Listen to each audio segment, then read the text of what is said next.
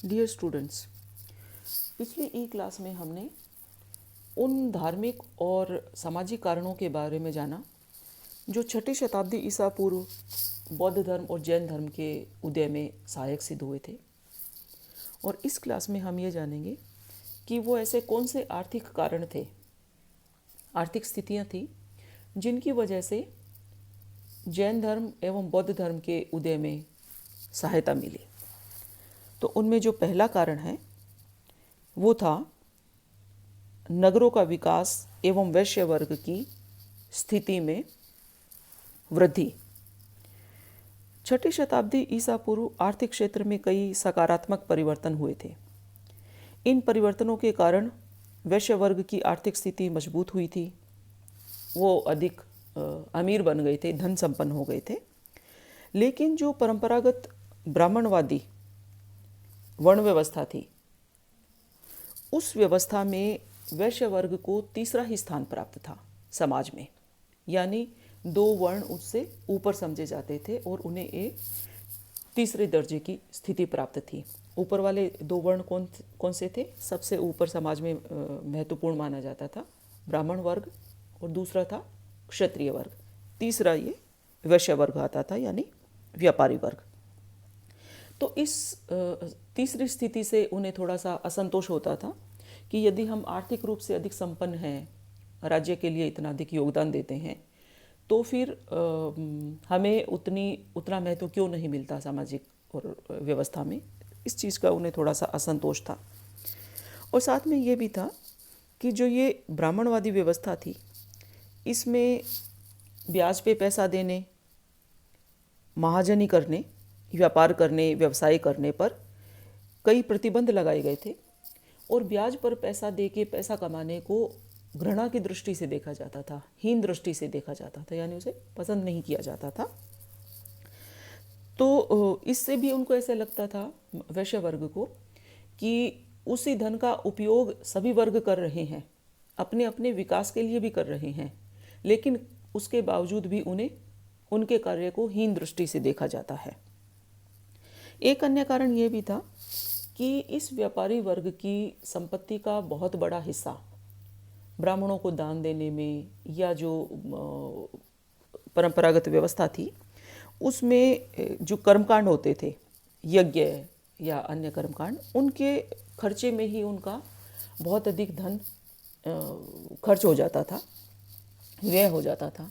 जबकि ये जो व्यापारी वर्ग था वो ये चाहता था कि यदि ये इतना अधिक खर्च हमें इन कर्म कांडों पे नहीं करना पड़े, तो उस धन को हम अपना व्यापार बढ़ाने में लगा सकते हैं, और व्यापार बढ़ेगा तो उनकी आर्थिक स्थिति और अधिक मजबूत होगी।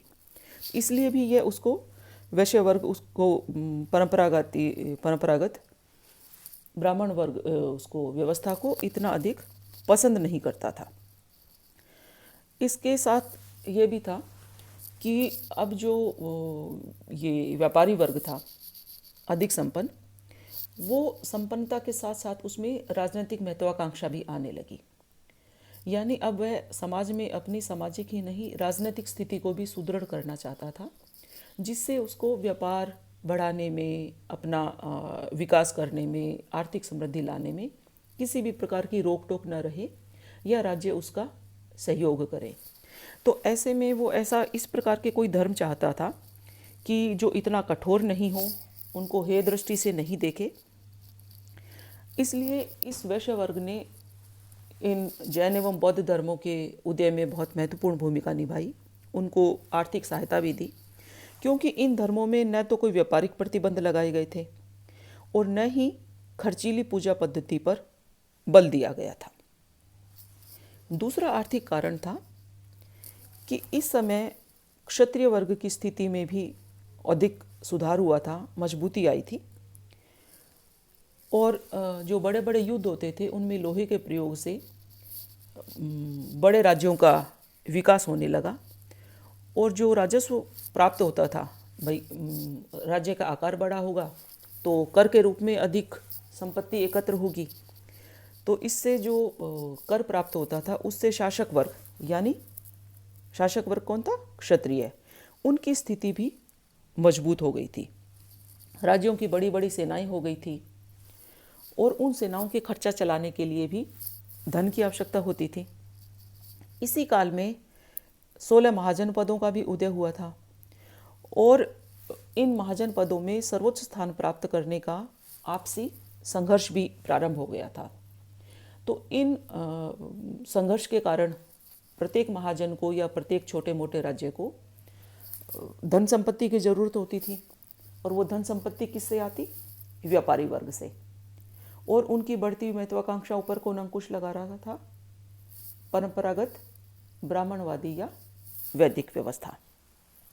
तो इसलिए ऐसे समय में जो क्षत्रिय वर्ग था वो भी राजनीतिक तौर पर अधिक महत्वपूर्ण होना चाहता था, अपने महत्व को बनाए रखना चाहता था। और जबकि परंपरागत जो वर्ण व्यवस्था थी उसमें अभी भी क्षत्रियों को ब्राह्मणों के बाद ही स्थान प्राप्त था। तो इसलिए क्षत्रियों द्वारा भी इस व्यवस्था का विरोध किया गया कि बाकी तीनों वर्णों की रक्षा हम करते हैं, राज्य की रक्षा हम करते हैं, लेकिन हमें वह महत्वपूर्ण स्थान नहीं मिलता।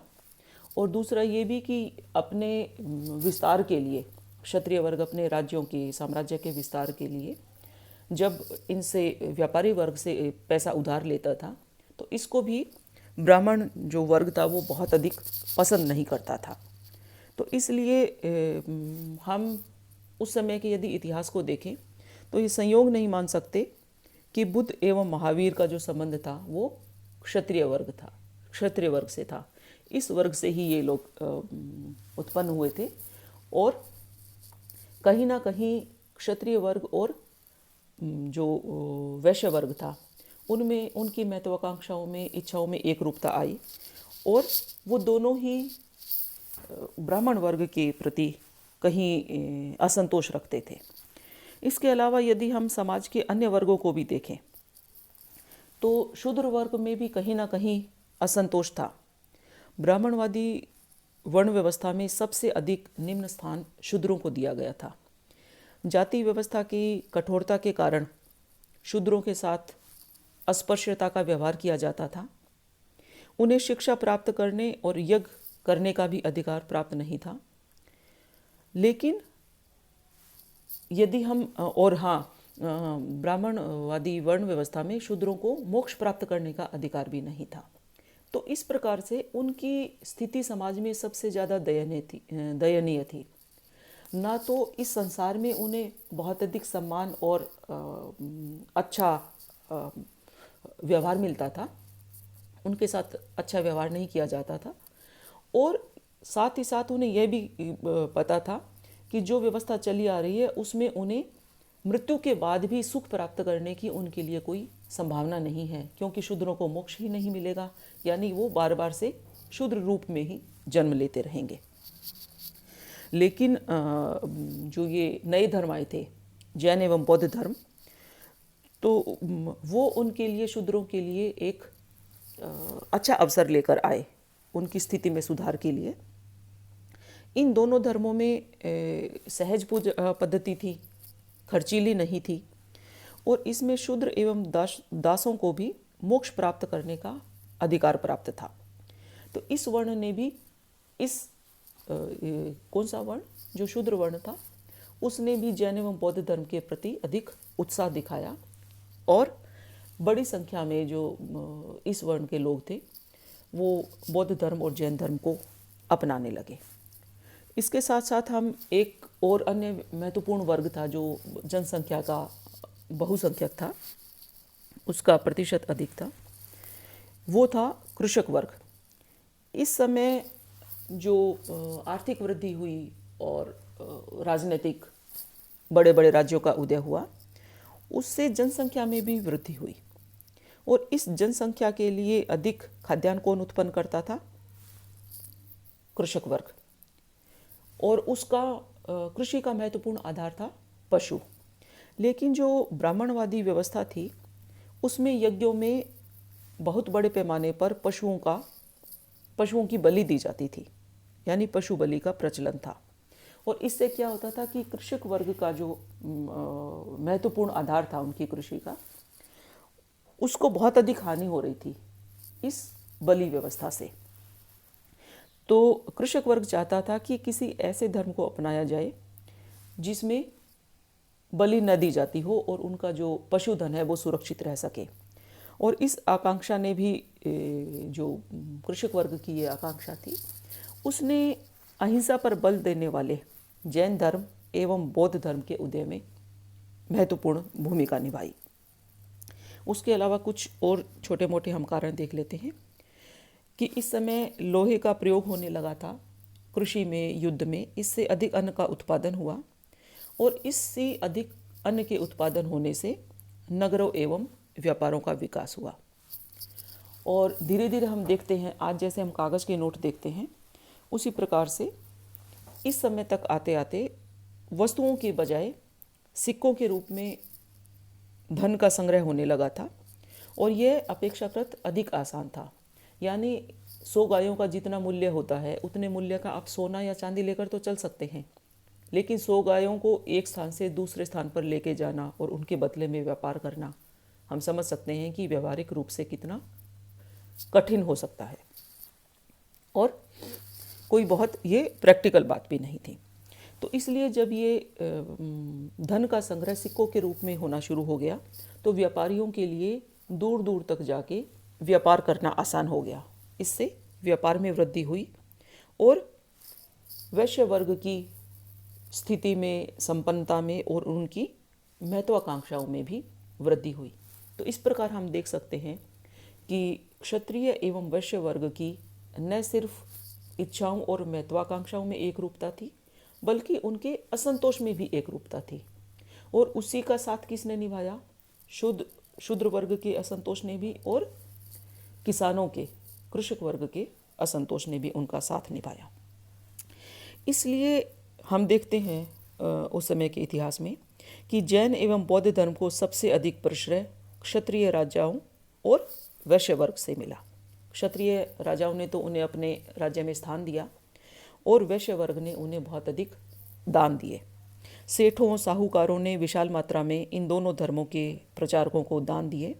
अत्यंत सुंदर मंदिरों, मठों एवं इन धर्म के प्रचार प्रसार के लिए विश्वविद्यालयों का भी निर्माण करवाया। अगली क्लास में हम जैन धर्म के बारे में जानकारी प्राप्त करेंगे। धन्यवाद।